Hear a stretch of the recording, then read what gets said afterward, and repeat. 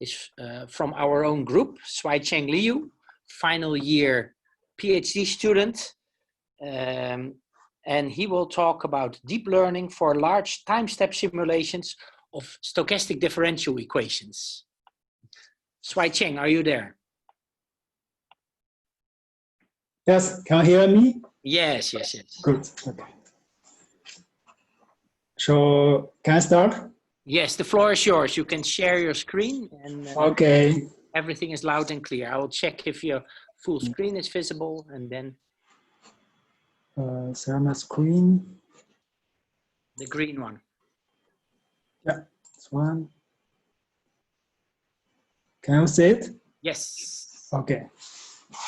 Okay, so yeah, I will take this one.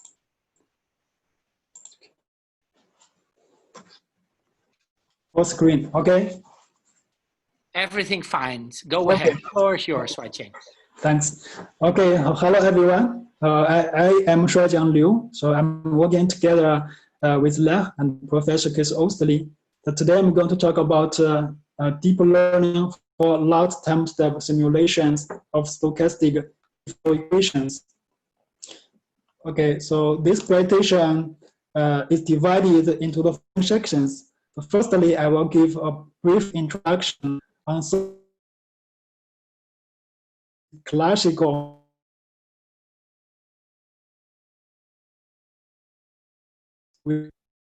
Shuaiqiang, maybe switch off the video because of the bandwidth. You mean your video? Otherwise, we cannot hear you very easily.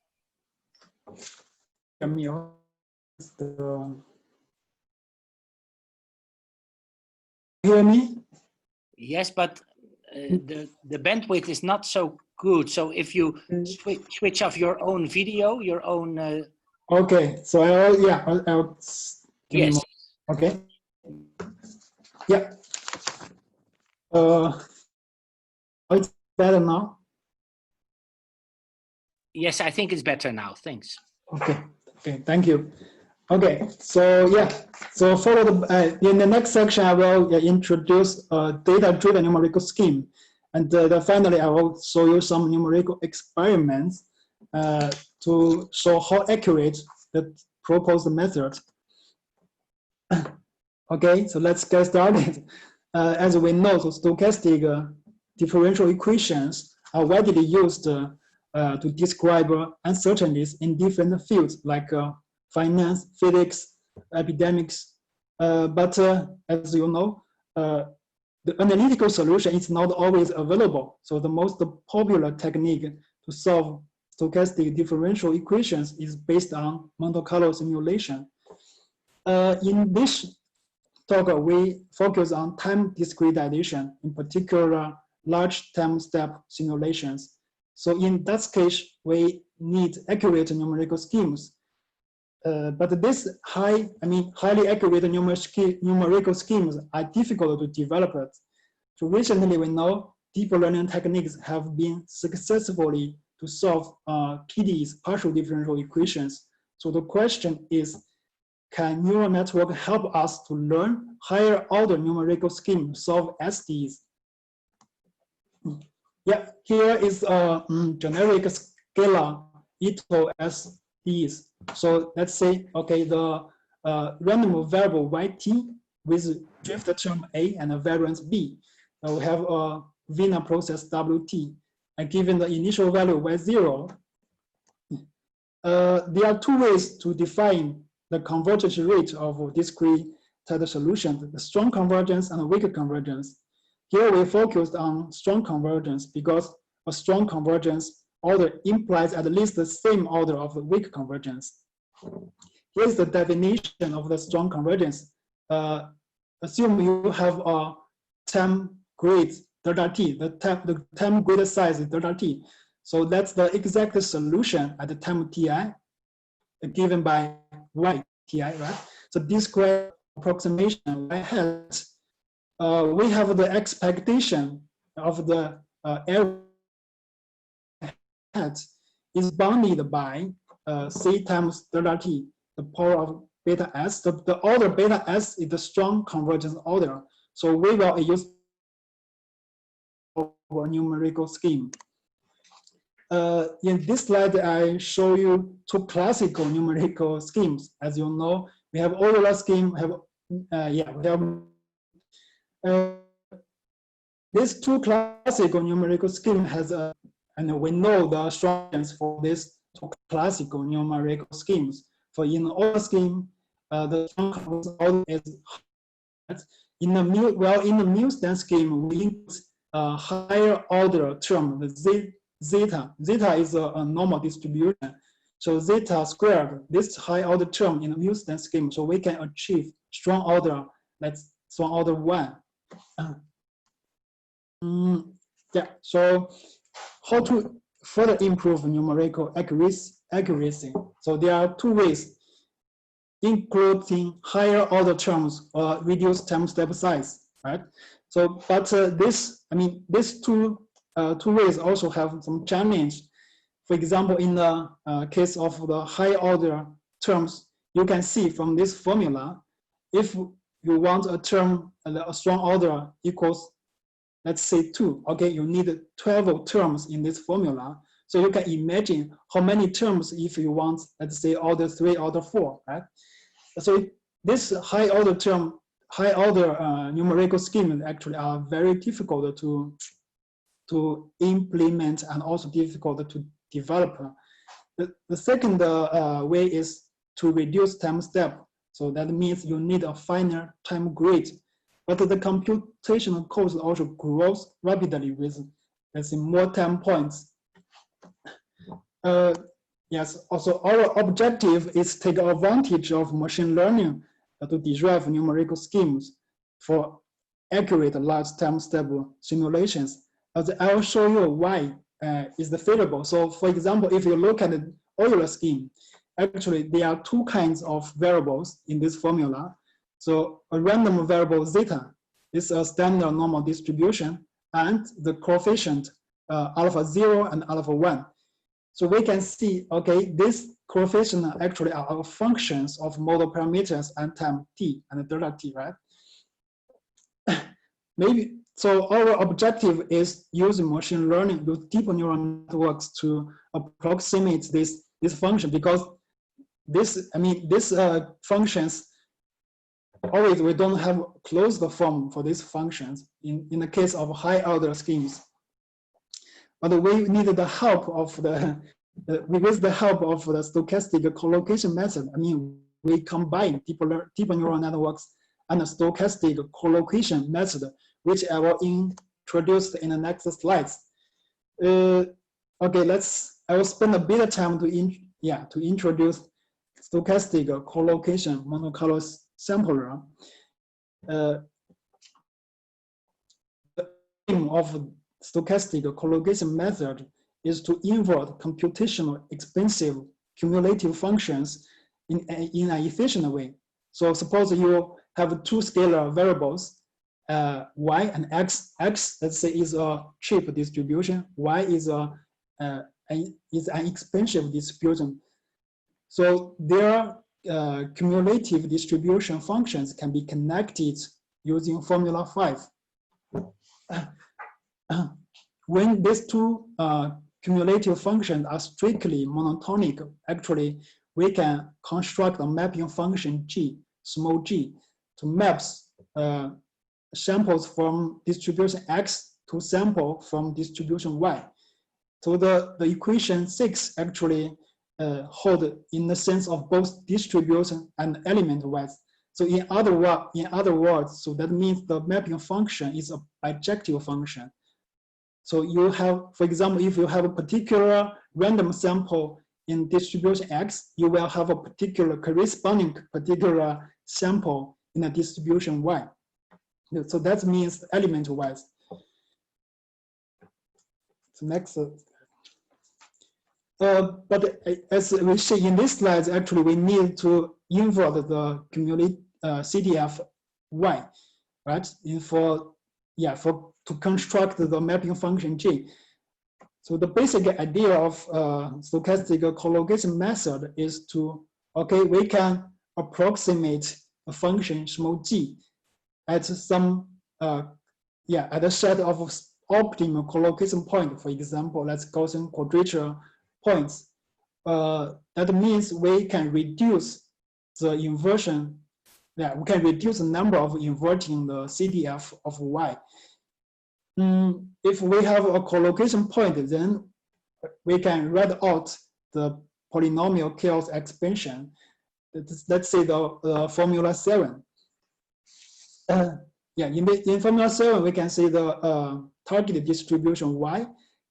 It actually can be, it's a linear function of polynomial, linear combination of a cheap distribution X. Actually, because the optimal collocation point is known, because we can, for example, if we choose Gaussian quadrature point, actually the function, the matrix A is known.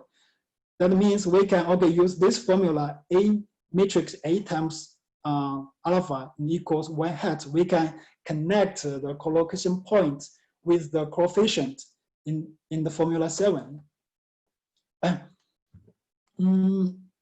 So actually, in principle, the stochastic collocation method is a kind of polynomial, the chaos polynomial chaos approximation. So according to the theory, Cameron-Martin theory, we can know that the polynomial chaos approximation based on normal distribution can convert to any probability distributions. But in the framework of stochastic collocation method, actually we can achieve exponential converts, right? So here is a summary of the SCMC. We call SCMC the stochastic collocation Monte Carlo algorithm. Is a summary of this algorithm. So 3 steps. Step 1, we calculate the CDF fx on a set of collocation points. Then we invert the target, the CDF y on this set of collocation points. We get a m that's triples, right? Then the step 3, we can calculate the interpolation function y bar equals j hat x bar. So we can use this simple interpolation function to map a cheap distribution to an expensive distribution. That's the basic idea of stochastic collocation method. Here I will give you a toy example. Assume you have a cheap distribution X. This is a standard normal distribution, and we have a Gaussian quadrature point X hat in the first row, right? Then our target distribution is a gamma distribution. This is more expensive than the cheap distribution X. So we can invert the cumulative function on this collocation point. So this optimal collocation point to interpolate the function g hat. Here are 2 figures on the left-hand side. That's this figure shows where are the where are our target optimal collocation points. Right? The second plot shows, if we do interpolation, we can see the interpolation function g hat is perfectly fit the exact mapping function. So that's, I hope you can get some basic feeling about stochastic collocation method. So in other words, we can do Monte Carlo sampling in a normal distribution, then easily get a Monte Carlo sampling in a target distribution Y, right? When the target distribution Y in the stochastic collocation method is a conditional distribution, actually we can derive numerical schemes for stochastic collocation, stochastic differential equations.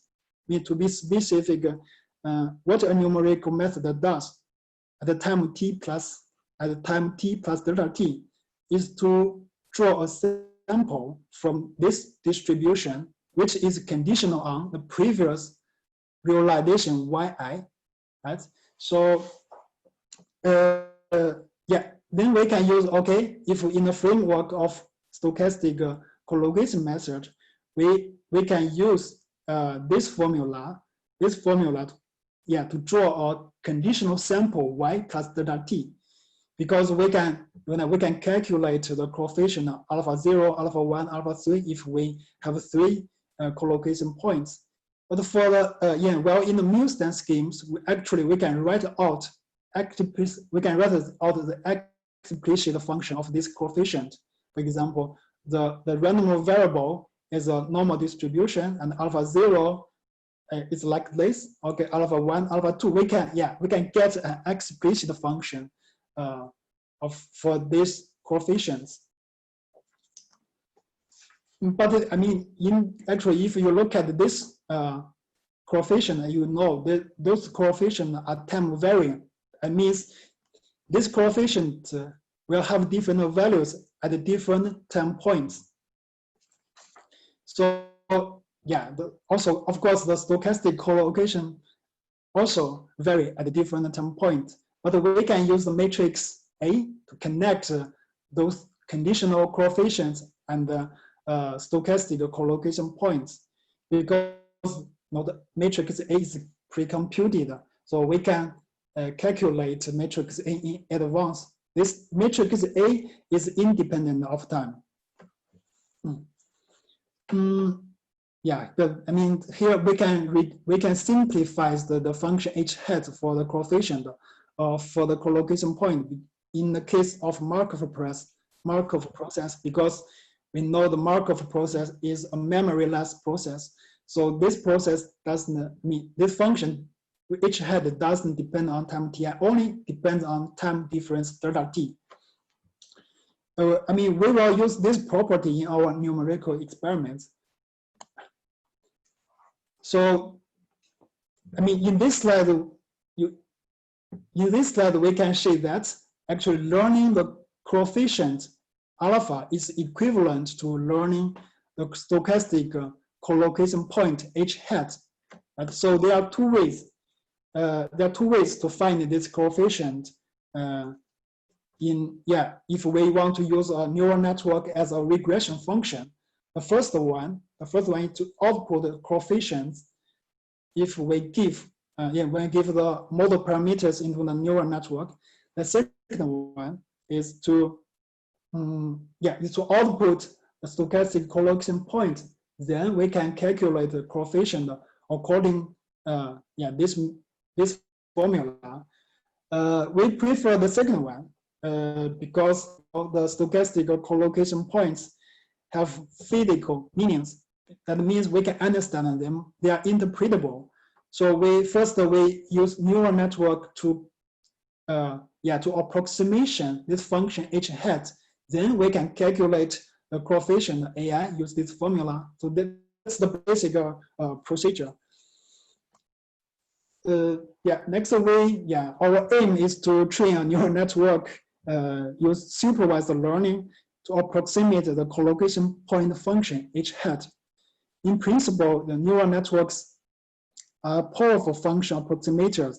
So fully connected neural networks are a composite function h. So small h stands for the hidden layer functions, and the theta means the hidden parameters, including weights and bias. So I think maybe you are already familiar with this expression.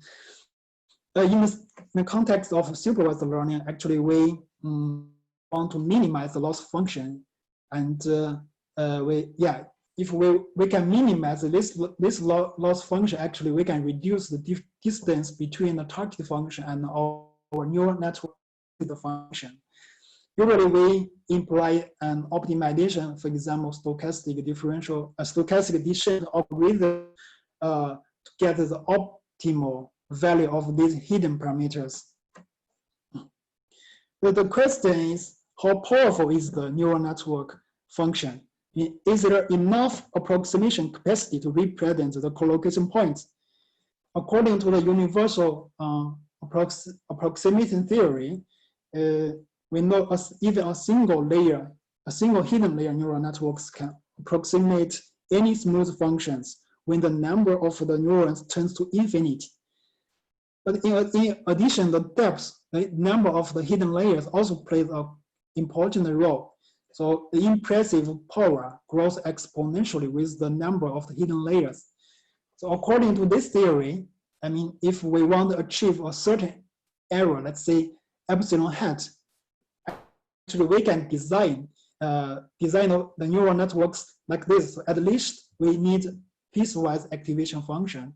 So we need at least a certain number of hidden layers and a certain number of computational costs. So then we can use this kind of neural network to achieve our desired error, epsilon hat. So in other words, an arbitrary approximation error can always be achieved with a sufficient but bounded number of hidden layers and nodes.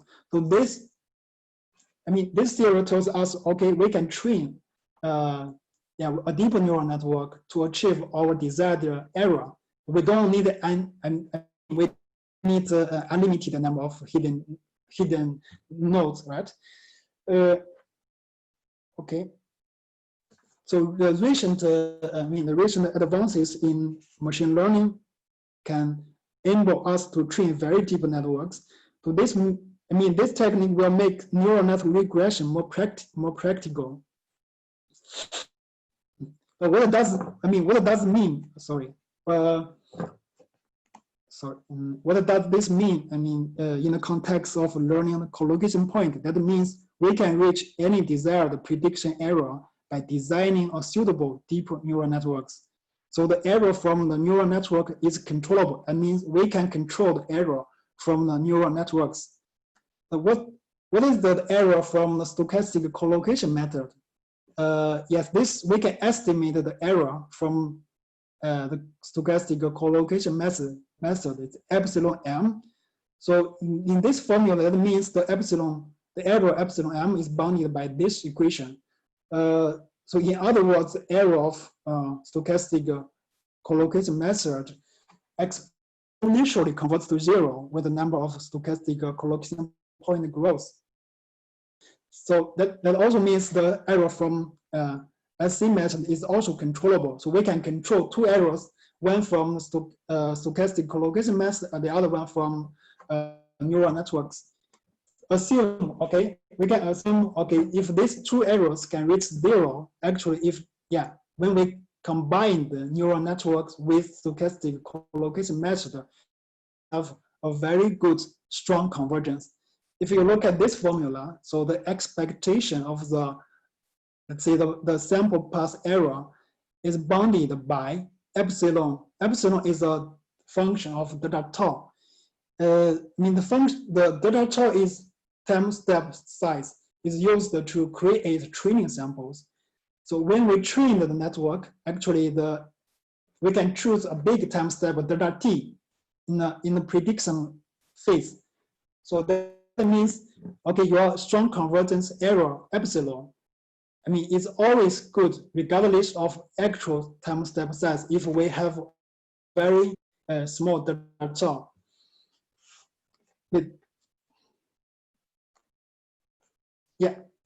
Let me summarize the procedure of neural network method combined with stochastic collocation method. We have two phases, the offline phase and the online phase. In the offline phase, first we generate the training samples, use any classical monocolor method, but we choose a small time step delta tau. Then we can use network approximate the function h hat. This process may be computationally expensive, but it can be done it can be done offline, so we don't worry about this one. After training the network, we can move to the online stage. That means we can use the already trained function h hat to calculate the collocation point at time t I plus 1. For example, we already know the previous realization yi, right, at the time ti. So we can plug these variables into our neural network function and calculate the collocation point at the time t I plus 1. When we get this collocation point, we can calculate the coefficient alpha I plus 1 using this formula. Then we will have a numerical scheme like this one. So y I plus 1 equals sum of the coefficient alpha times the random variable zeta.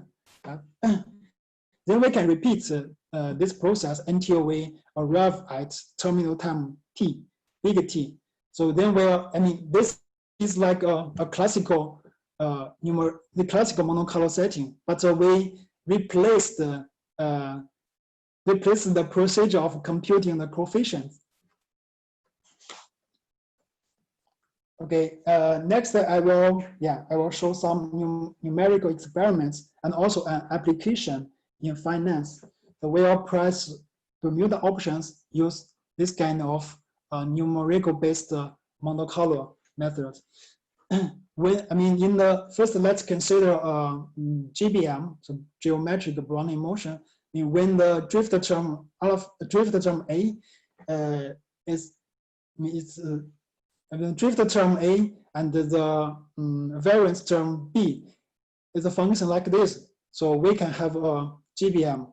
The drift term mu and drift variable mu and the variable the variance sigma are constant in this case. So if we use mu stand scheme to solve this GBM, we can write out this formula. So we can see the coefficients are time varying. So at the different time point, we have different coefficient. But we can also use ANN-SCMC method, the neural network stochastic collocation monocolor method to solve this GBM. Because we know the analytical solution of GBM, so we can, in the slide back, we can compare the strong convergence easily. So that's why we choose a GBM as our numerical experiments. This slide shows the setting of our numerical, shows the setting of our neural networks. We choose 4 hidden layers, and each hidden layer has 15 neurons. We use activation function solve for plus. We use Glorot initialization technique. The optimizer is Adam. So the bet size is 1024. We train a network on 1700 epochs. Then we stop the training. Here is the training data set. For we input drift mu and the volatility sigma and the initial value y0. We generate those samples. We generated this on these domains.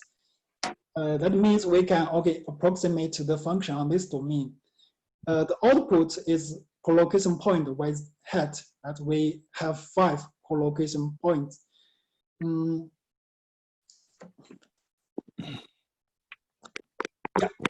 After training, we can evaluate. We can evaluate the performance of the trained network on the test data set. The goodness of fit. This variable is the R2. It's the goodness of fit. That means how much the predicted collocation points are close to ground truth.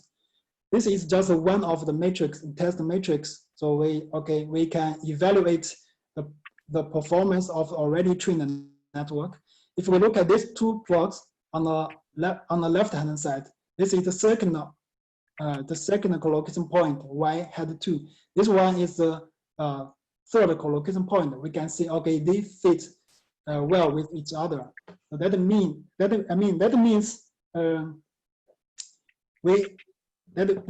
we can have a very accurate neural network to predict the collocation points. Next, we use this trained network. We call it ANN-SCMC method to solve GBM. So first of all, let's look at this pathwise error. So the dark line means the exact path from the GBM. The red line represent the path generated by Milstein scheme. The blue line means the path generated by ANN-SCMC method. If you look at this path, see, we can see, okay, the exact path and the ANN-SCMC path overlap, but the path from Milstein scheme, we have a gap between those two paths. That means, so ANN-SCMC method is much better than Milstein scheme. The where is Euler scheme? We can, if we look at this plot, we can see the Euler scheme is much worse than the ANN-SCMC method. Yeah, here, because we choose a large time step, the time step equals 0.5. So that means, next slide, I will show you, okay, if we vary the time step size, we can calculate the strong convergence at the terminal time t, big T. What does this mean? It means, so we can vary time step size. We can choose different time steps, but we calculate the strong convergence at the terminal time 4. So we can calculate the average error over 1,000 samples. If you look at the Milstein scheme, the red line, this red line, it means the strong convergence. You can see if we choose a big time step for Milstein scheme, we have a bigger error between, bigger strong convergence error. For the weaker convergence, okay, it's a little bit better than strong convergence. We already know this, right? So for the ANN-SCMC method, we can see this flatter curve. That means even we choose a very big time step, we don't have a big error. We only have a small error. So see, this flat line means, okay, even we choose a big time step, we don't worry about our numerical scheme.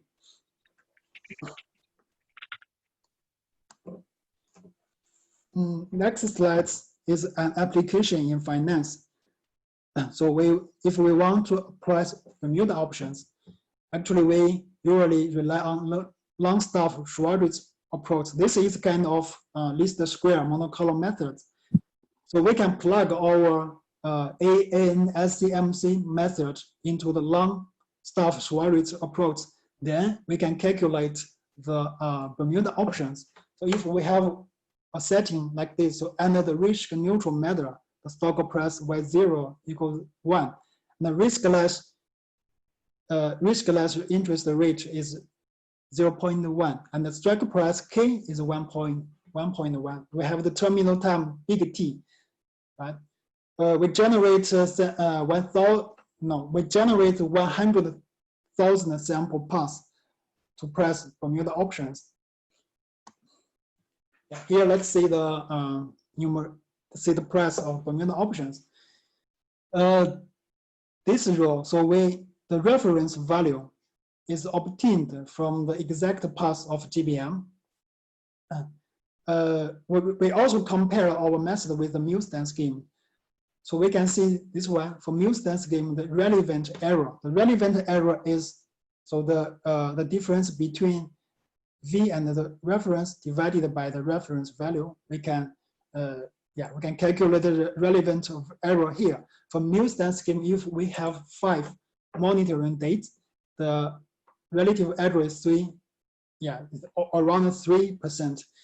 But if we look at ANN-SCMC method, actually it's very small. It's like 0.04%. If we increase the number of monitoring dates, the error from Milstein scheme is a little bit higher. But I mean, if we look at the ANN-SCMC method, we don't have a higher error, right? If we continue to increase the number of monitoring dates, let's say MB equals 20, see, we don't worry about our numeric scheme. For the second case, if we have a bigger volatility, we still have this very small error. So that means we can reduce the strong convergence error using our developed SCSC, our developed ANN-SCMC method. Yeah, I think, yeah, that's maybe a little bit faster. I mean, let me conclude the conclusion, conclude the presentation. First, we provide a data-driven numerical scheme to solve SDEs. But this numerical scheme can be used to carry out large time-step simulations with a small error in strong convergence. It's much accurate than classical schemes. But for the ongoing work, we will test this numerical scheme on more complicated dynamics. We also want to increase the computation speed. Here are the reference. Yeah, thanks. Thank you very much, Shuaiqiang, for a very nice presentation. And there's ample room for discussion. Maybe I'll start off with a question. If you have a non-Markovian setting, so I understand that you would need sub-simulation in Monte Carlo setting. Can you explain a bit about that? Yes, if we have a non-Markov process, we can look at this formula. Let me show. Yeah, if we can look at the formula 8, actually we need the time ti in the regression function h hat. For non-Markov process, because non-Markov process is a memory-less process, so we don't need time ti. But for Markov process, we don't need time ti. For non-Markov process, we need time ti in this formula. So that's the difference between non-Markov process and the Markov process. So we can, yeah, that means we can also approximate this function. We just have different inputs. Yes, and it means that you need conditional collocation points then, right? Yeah, exactly. Yeah, we need a conditional on our previous, conditional on historical information. Yes. There's a question from Yu Ying in the chat. It says, how did you decide the neural network structure? And can you give more details? It's a fully connected neural network, I suppose. Yeah. Yeah, this is actually here. So, okay, let me explain. So we use a fully connected neural network. Actually, in the beginning, I used grid search to help me to design the configurations of neural networks. But the grid search is a very it's computational cost process. But I just do it once. So then we can tune these hub parameters. Yeah, but we don't have theoretical configuration to achieve very small errors. But you can also use this theory. Let me show you this theory to help you design and mean the initial constructions of the neural networks. For example, you need at least this number of hidden layers and this number of hidden parameters. Yeah, but this is, you can estimate how many layers you need, how many neurons you need. Yes. Can you say something about the robustness of the network? Did you try different configurations, and did it always work with a layer more or a layer less, or a neuron more or a neuron less? Can you say something about that? Yeah, in our case, if we want to increase the proximity capacity, actually we increase the number of hidden layers, or increase the number of hidden parameters. Yeah, this is it's like a trial and error process. So in principle, if you have more hidden layers, you will have more powerful function approximators. That's for sure. But in order to reduce the computational cost, actually, we also needed to trade off between the approximation error and the computation cost. So yeah, this is a trial and error process. It's maybe you need to try many cases and see which one is the optimal, which one maybe is not optimal, something like this. Okay, there's a question from Alvaro. Have you tried this scheme with other more complex models like the SABRE model or the CEV model or something like that? Can you say something about the planning in this respect? Yes, so actually we are working on those complicated dynamics, right? So, but yeah, a bit, I would say this is a generic framework. So the only difference is we have different input for the network to predict collocation points. That's the only difference. But the dynamic, if you have a non-Markov process, actually this function h hat is becoming more complicated.